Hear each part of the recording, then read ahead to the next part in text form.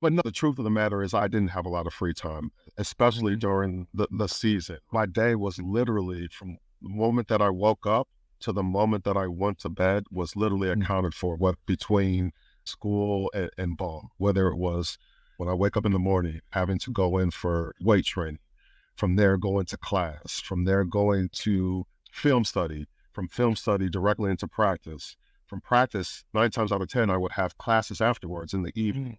And then it was by the time you're done with all that, you're getting ready to get a quick bite to eat for dinner and then go to bed. So time management, like I said, was crucial and critical for me, especially.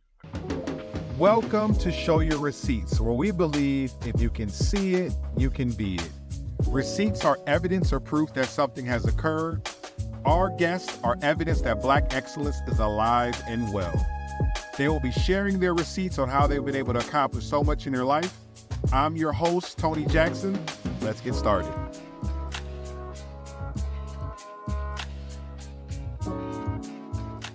Welcome to Show Your Receipts, where we believe if you can see it, you can be it.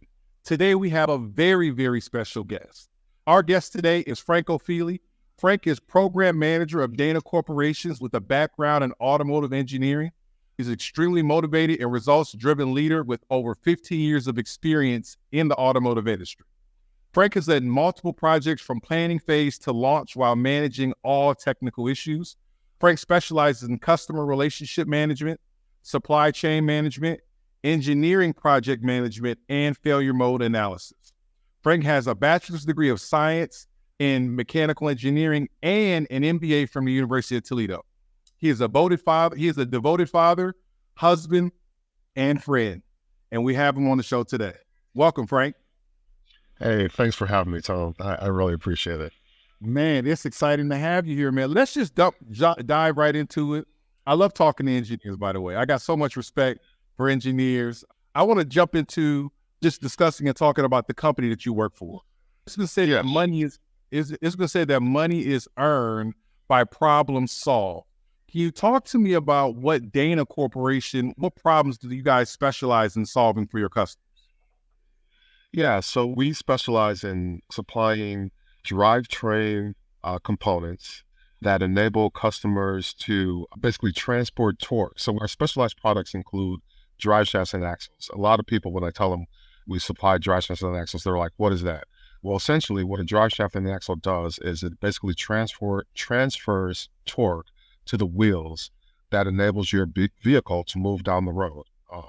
Put in very simplistic terms. And then one of the things that we're doing in today's market, because I know you guys, whoever's involved in automotive sees that where everything is going electric, right? So we're actually getting very involved in the electrification aspect of things as well, getting involved in inverters and motors and things of that nature as well. We have our traditional, what we refer to as our internal combustion engine components, like I said, our traditional drive shafts and axles, but then we're also being very innovative with the CEO that we have in place right now and getting involved in the, like I said, the electrification field as well. So yeah, that's from a high level, that's what we do. We supply products to all of the large OEMs. So it's Toyota, Nissan, Ford, GM, Stellantis, et cetera, right? So we are very diversified from that vantage point. That is awesome. And I did a little bit of research. Your company's been around for a while, and was Dana revolutionary in even just like the original horse and buggy technology, like Yeah. years and years ago or something like that? Yeah, so Datum as a company has been around for 100 plus years. We got started with, I don't know if you guys have ever heard a Spicer U joint. That's basically how we got started, right? Clarence Spicer was one of the original founders of the company. And the Spicer U joint is synonymous with drive shafts, right? So yeah, that's how we got our start. And like I said, we've got product in that ranges anywhere from small sedans, passenger type vehicles, all the way to a large industrial type equipment. We have product that segues through multiple markets and industries. That's awesome. Your title is program manager. Would you mind sharing with myself and the viewers, what does a program manager do? What does a normal day look like for a program manager from start to finish? Yeah, that's a great question, Tony. As a program manager, I interface with pretty much all the cross-functional groups within Dana. So a typical day will involve me chatting with people in engineering, which is what my background was in, working with people in sales, purchasing, sometimes in finance. So basically just interacting and dealing with different cross-functional groups within the company. As far as like job title is concerned, program manager is basically the gatekeeper that ensures that when Dana Corporation is awarded a new program, the expectations from our customers, that program has to be delivered on budget and on time. So I'm basically the person that oversees from the point in which we receive an RFQ, which is a request for quote.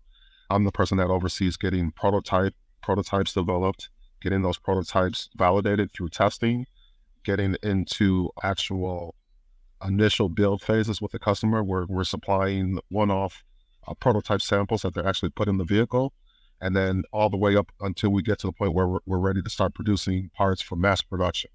So I'm basically just, like I said, the person that's overseeing everything from start to finish, basically. That's awesome. Thank God for engineers. Thank God for engineers.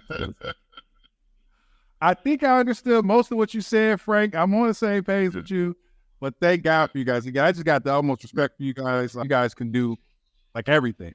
So I guess the next question I have for you is, what skill set is required to excel in this project, in this program manager role? Because it's you shared what you guys do. What kind of person, what kind of skill set do you have to bring to the table to be able to do that at a high level like you do? Yeah. Well, I definitely think it helps to have the technical background, like I did coming from engineering, because like I said, dealing with engineers, you have to have the technical acumen, right, to be able to, so to speak, talk the talk, right, with them and understand from a technical standpoint what's going on. So you definitely need the technical background, but I would also say that in program management, you definitely also need the business background as well, right? You got to understand things like EBIT, EBITDA, IRR, different things that I learned going back to school to get my MBA.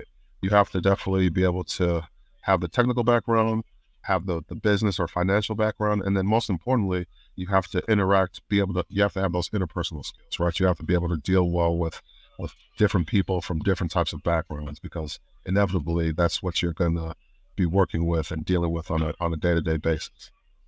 Absolutely.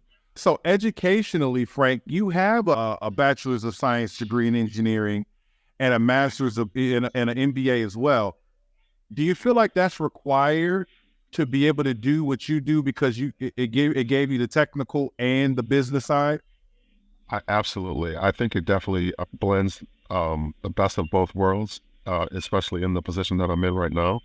Yeah, absolutely. I think it's both degrees have been very beneficial for me doing what I do on a daily basis. That's awesome. That's awesome. We have a saying that we think that an MBA is more valuable than thinking about the NBA. And so Yeah. talk to me about the value of a graduate degree program, because I know a lot of people who may be watching this, maybe they're not in college yet, or maybe they are in college or finished college, and people talk about the return on investment of education, right? Talk to me about what you feel is the value of having that graduate level degree.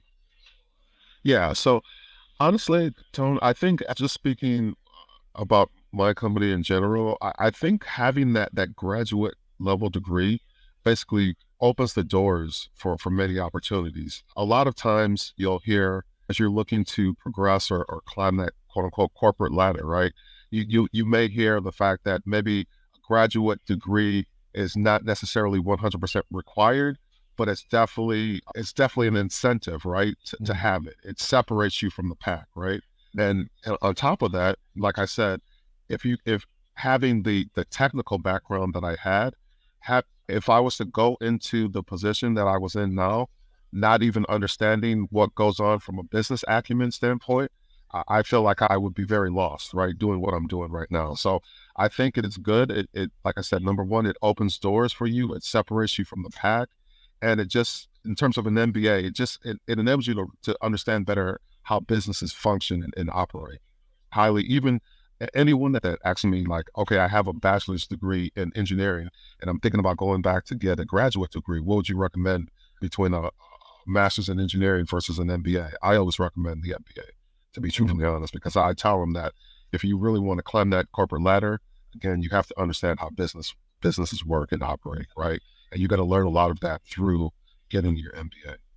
So, Absolutely, absolutely. And obviously, you have a bachelor's of science in engineering. Kevin O'Leary of Shark Tank fame, aka Mr. Wonderful, he says that when he's talking to somebody and they're looking for advice, they're going to school and they're looking for advice on what degree path can earn them the most money. He says he tells them three options. Number one, engineering. Number two, okay. engineering. Number three, engineering.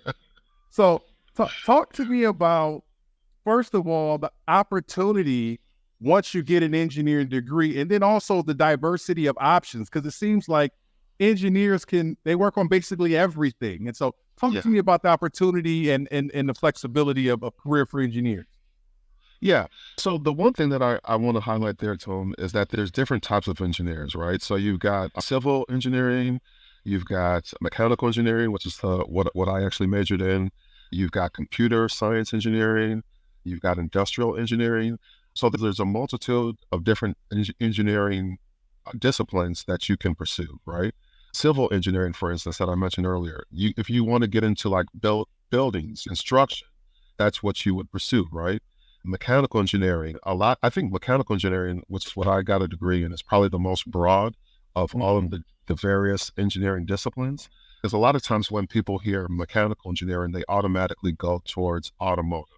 And while that is, what a lot of mechanical engineers do pursue, you'll see mechanical engineers working in other fields as well. You know what I mean? Aerospace, the list goes on. So yeah, like I said, engineering that's one of those degrees that it's hard to obtain, but once you obtain it, I think you're guaranteed to secure a job once you graduate, because there's just so many fields and different opportunities that you can pursue with that degree. Absolutely. And you mentioned that engineering is a degree that's difficult to obtain. Would you mind talking to me about what it takes to prepare yourself if you wanted to go to college and become an engineer? Like, what kind of background do you have to have in high school and growing up? What are the subjects that you need to excel at? What kind of study habits do you have to have? What's a commonality of success for people who graduate with that engineering degree?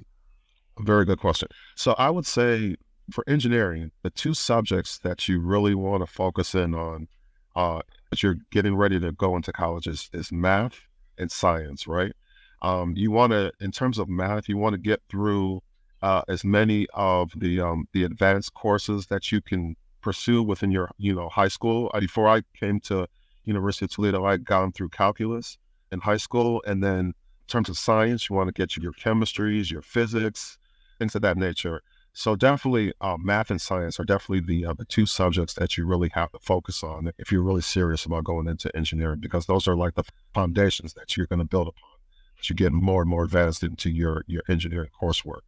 The one thing that I will say with engineering is that, and this is something that I struggled with a little bit up front, but I got better as time progressed, is because you talked about it earlier, study habits. The courses are extremely difficult, and what you'll have to do if you want to be successful is, outside of once you're done with your lecture, you've got the syllabus and you've got the, what was presented to you for the day. You really have to be, while the information is fresh in your mind, go back through it and study, look at the notes that you took in the course so that you can remember it and build upon that, as opposed to waiting 3-4 days and then looking at the notes afterwards. It's really difficult. So that's one thing that I found helped me, is just being very diligent about, as soon as class is over, just taking, even if it's just 30 minutes, to just go through and look through the notes that you took as part of that day. That's awesome. That's an incredible point. And something that many of our guests don't know is, while you were at University of Toledo studying and taking these tough engineering courses, you were also a student athlete, a star football player. So talk to me about, how did you manage being a star football player? Because I was also a football player as well. Not a lot of guys majoring in engineering on the football team. How did you manage that challenging course load while also excelling athletic? Yeah. Well, let me first of all start off by saying I wasn't as much of a star football player as you, Tom. That's but true. but no, the truth of the matter is I didn't have a lot of free time, especially during the season. My day was literally from the moment that I woke up to the moment that I went to bed was literally accounted for what between school and ball, whether it was when I wake up in the morning, having to go in for weight training, from there going to class, from there going to film study, from film study directly into practice. From practice, 9 times out of 10, I would have classes afterwards in the evening. And then it was by the time you're done with all that, you're getting ready to get a quick bite to eat for dinner and then go to bed. So time management, like I said, was crucial and critical for me, especially, like I said, during the season.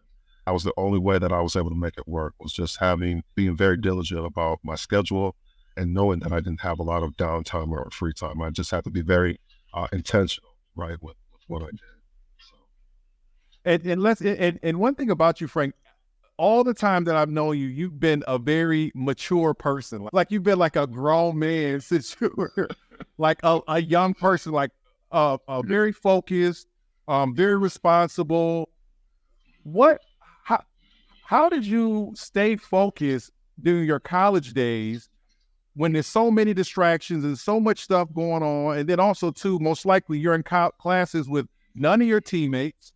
Oftentimes, I'm assuming, I'm just going out on a limb here, but I'm assuming that you're in classes with a lot of people who don't look like you. How do you stay focused with those challenges in front of you during that time? well, I remember there was one thing that my dad, who was a huge role model in my life, and who I've drawn a lot of inspiration from. One of the things that he told me as I was getting ready to go to college is he said, really use this as an opportunity. The university is going to get as much as they can from you as a student athlete, but you also have to take advantage of that opportunity as well, right? And you have to realize that it's great that you're playing ball right now, but football is not going to last forever. You have to have something that you can fall back on once your playing days are over. So make sure while you're at the University of Toledo that you draw as much as you can from that university, and by 100% make sure that you leave that university with a degree that you're going to be able to fall back upon no matter what happens with football. So, I mean, that stuck in my mind throughout my 4 or 5 years there was that I can't play around because I know there's no guarantee that football is going to be here after my playing days at Toledo. And I have to have something to at least show for it while I'm here. Just getting that degree and having that degree was really important to me. And that's really how I stayed focused throughout all. Shout out to all the great fathers out there. No, no doubt about that. Ofili gave you the guidance. Let's kind of go down that path a little bit more. Growing up, who were some other influences in your life? Coaches, teachers, family members? Who else influenced you to help you become who you are today? Yeah, well, I definitely will say my two coaches in high school, Coach Dan Brown and Coach Bungie, they were very influential in again just teaching me the game of football because like I said, I actually didn't start playing football until high school. So I didn't do any like pee-wee or anything like that. So coming into the ninth grade, I knew what football was, but that was about it, right? So just going through freshman, JV, varsity, learning the fundamentals of the game, they were very influential in that from that vantage point. And then also, as far as like guys or fellow athletes that I drew inspiration from, there was guys like Derek Bird, who lived right down the street from me. He actually got a basketball scholarship to Central Michigan at first, and then ended up transferring to Auburn. But he was someone that I definitely looked up to because I watched his work ethic and what he went through in order to obtain a scholarship for basketball. And like I said, Andre Brooks was another one of them. So yeah, just looking up to guys like that and just drawing inspiration from them, seeing if they could do it, why can't I? Coming out of the same high school. So Absolutely. Andre Brooks, Derek Bird, those are some Ipsy legends right there. You yeah, legend things. So let's go back. Growing up, did you always aspire to be an engineer? I know you probably had Yeah. maybe you had some athletic dreams, but you knew from a young age that engineer was the track you wanted to go down. I'll tell you when I knew. So it was actually after my junior year in high school. I was actually talking to my academic advisor, and I was just talking to her about different career paths that were out there and different things that I could pursue. Again, just telling her what my interests were. I talked about math and science earlier. I told her those were the subjects that I really enjoyed and that I felt as though I thrived in. And right away, she just recommended engineering as something that she told me, if you really like that, that's definitely something that you should think about pursuing. So yeah, I knew, like, even before I got into college, that's probably what I wanted to go into. Absolutely. And my wife and I had a conversation. I don't know if you know, Frank. I recently took my DNA test, and I'm 75% Nigerian. So we famous. I mean, yeah. But yeah, but talking to my wife and other people we've had on the show, one of the consistent themes that I get from them is their parents told them they either can be a doctor, a lawyer, an engineer, or they're going to be a failure. Did your parents have that very simple conversation with you as well? Pretty much, yes. I'm gonna say that. And they made it clear that I better not embarrass them. Don't embarrass me. Absolutely. Absolutely. Yeah. As you decided after 11th grade, you said, okay, I know I want to be an engineer and is the path that I want to go on. When you were going through the recruiting process, were you weighing the football side and the engineering side as you were making a decision for what college you were going to go to? Absolutely, yeah. So as I was looking at schools that I was getting recruited by, the first thing that I would actually ask the recruiter is, number one, do you guys have an engineering program? And if so, how competitive is it within the national rankings, right? So there was different schools, like, for instance, Eastern Michigan in my backyard. I looked at them; they didn't have an engineering program. So right off the bat, that wasn't a school that I was even interested in going to, just because of that, right? So absolutely, yeah, I was definitely weighing that into my decision in terms of, do they have an engineering program? How competitive is it? Things of that nature. But wait a minute, Frank. Aren't I or you as an aspiring athlete, shouldn't we decide what school we're going to go to based on the coach or the offense or the defense? No. Because that's what we're taught, right? If you're a standout college, high school athlete, Yeah. you want to look at how are you going to fit in the defensive or offensive scheme and all of these different things. What gave you the foresight to say, you know what, the football side of it will play a role in my decision, but it will only play a part. But I'm also looking at the academic side. Yeah. No, again, I think it goes back to the conversation that I had with my dad, right? And realizing that, you can look at it just from a football standpoint, and if that's all you're focused on, again, that's only going to take you so far, right? You got to look at it both academically and athletically. You're a student athlete, not just an athlete, right? So you got to take that into consideration. You really do. You got to. I didn't want to be one of those people who just went to a university and just majored in some type of degree that I couldn't do anything with once I graduated. So I wanted to make sure that the university that I was attending had something that was going to be, again, very, very beneficial to me, after my playing days were over. So. That's awesome.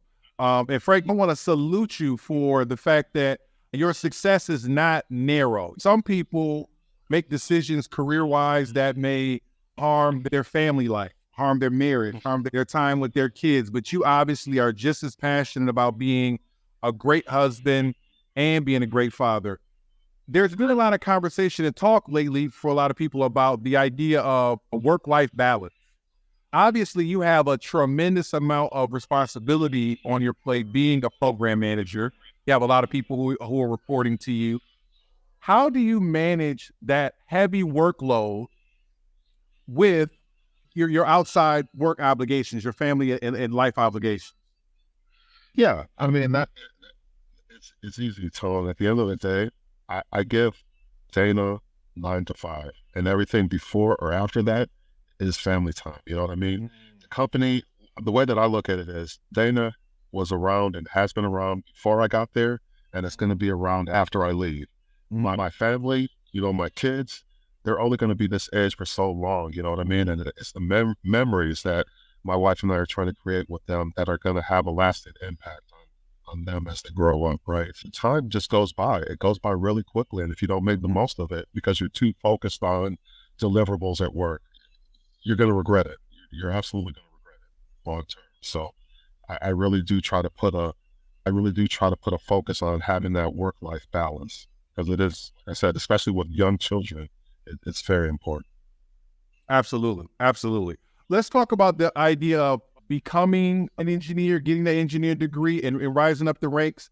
I'm sure as you started in this whole process, you started off, it's kind of like football, right? You start off with more people than you end up with, right? Everybody doesn't make it through the gauntlet, if you will, for football.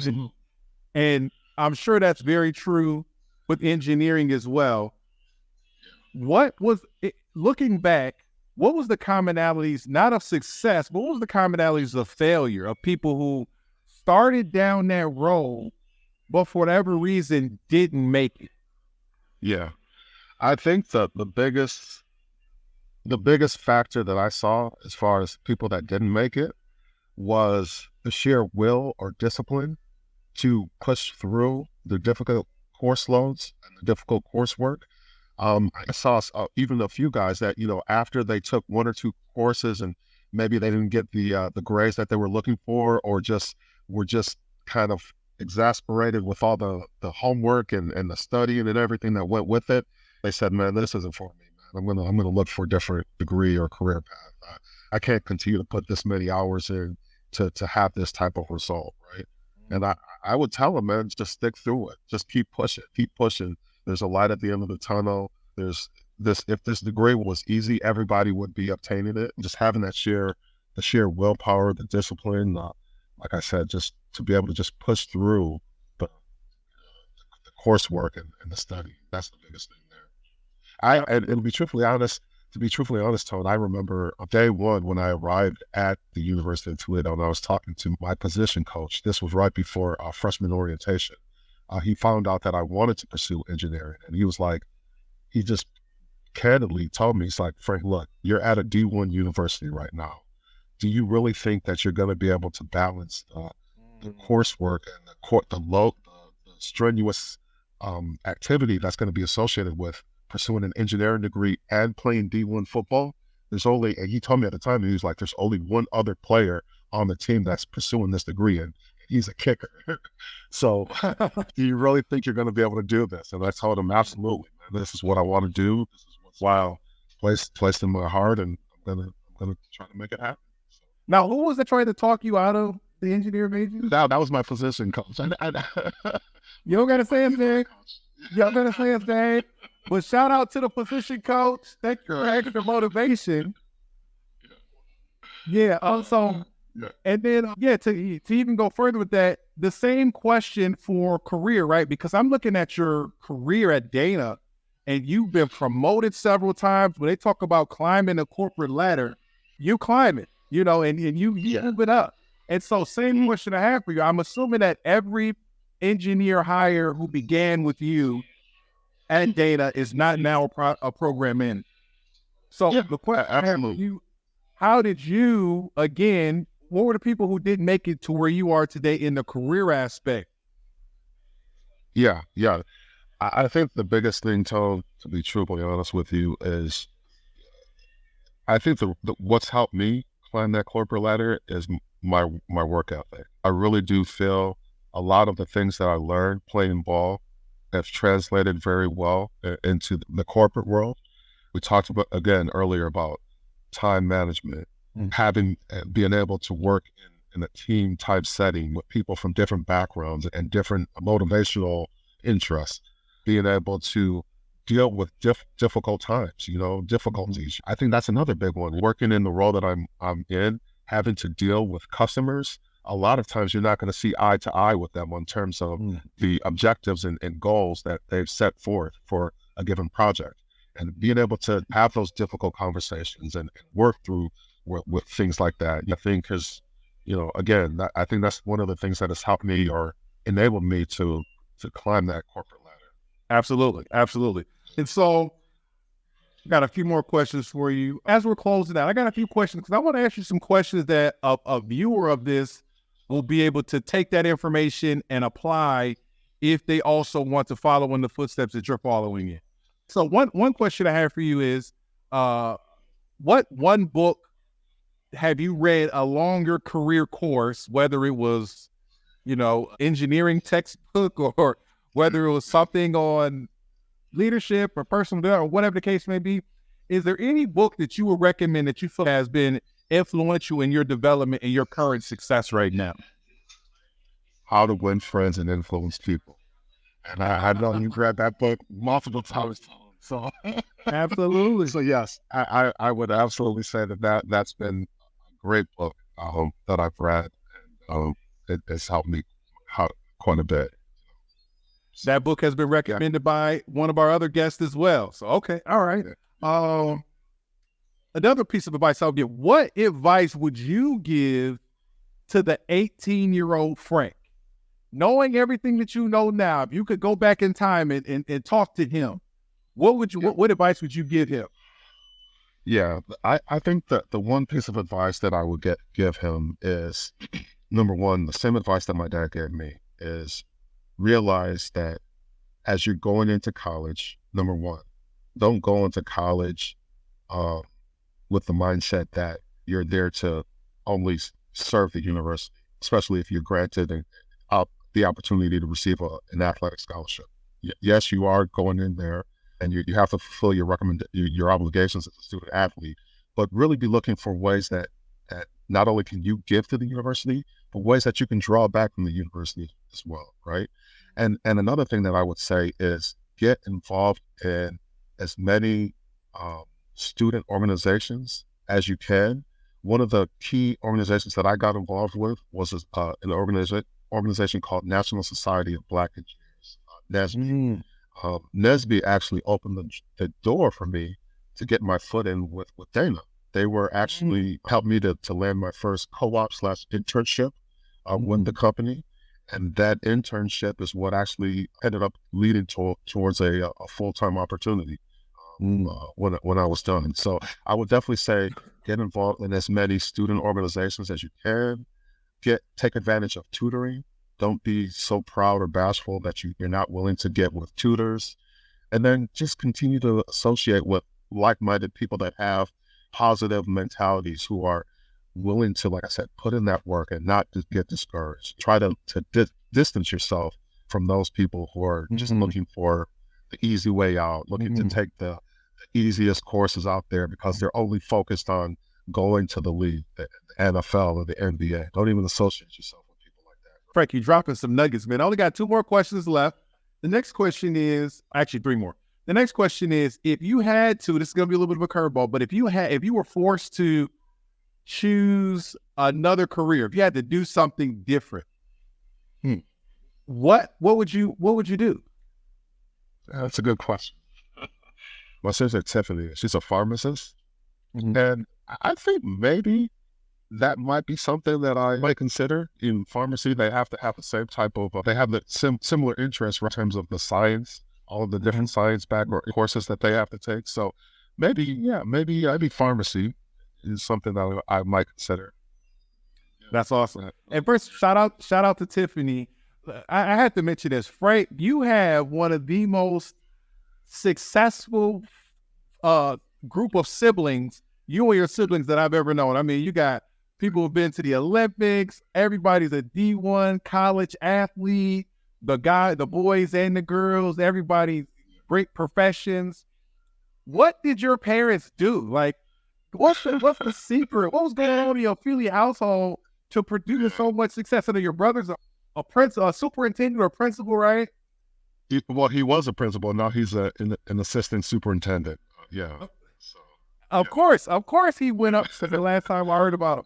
Your sister, a pharmacist. A pharmacist. Your other sister is she? She's actually still running right now. She's got an education degree. So so she's probably going to go down the same path as my brother. Okay, talk to me about that. What was going on in the Ofili household to produce this kind of results? I give all credit to my parents, man. They were from day one, have been extremely hardworking, teaching us the value of the fruit of your labor. You don't reap what you don't sow.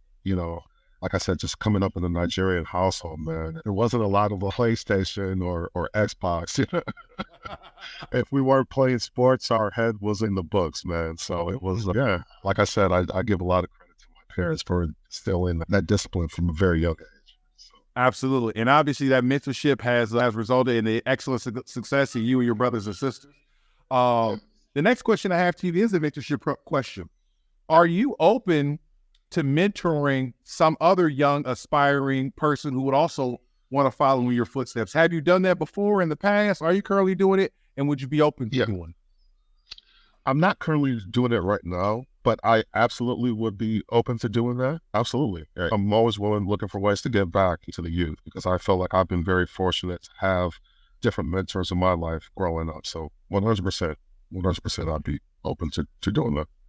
Awesome. And my last question is, if a potential mentee is watching this video, what would be the best way for them to get in contact with you? Email or cell phone. My cell phone, you have my cell phone number, tone, email address, you have that as well. I think those would be the best ways to get a hold of me. Awesome. In the YouTube link, we'll put your email address for aspiring. We're not going to put your cell phone number. We'll put your email address for aspiring, anybody who watched this who also wants to follow your footsteps. Frank, I want to thank you for taking the time to share with me today, brother. Your story is inspiring. Always looked up to you. You're one of the smartest and sharpest dudes I know, while also being very humble and very down to earth. And so I just appreciate you taking the time to share your story today, brother.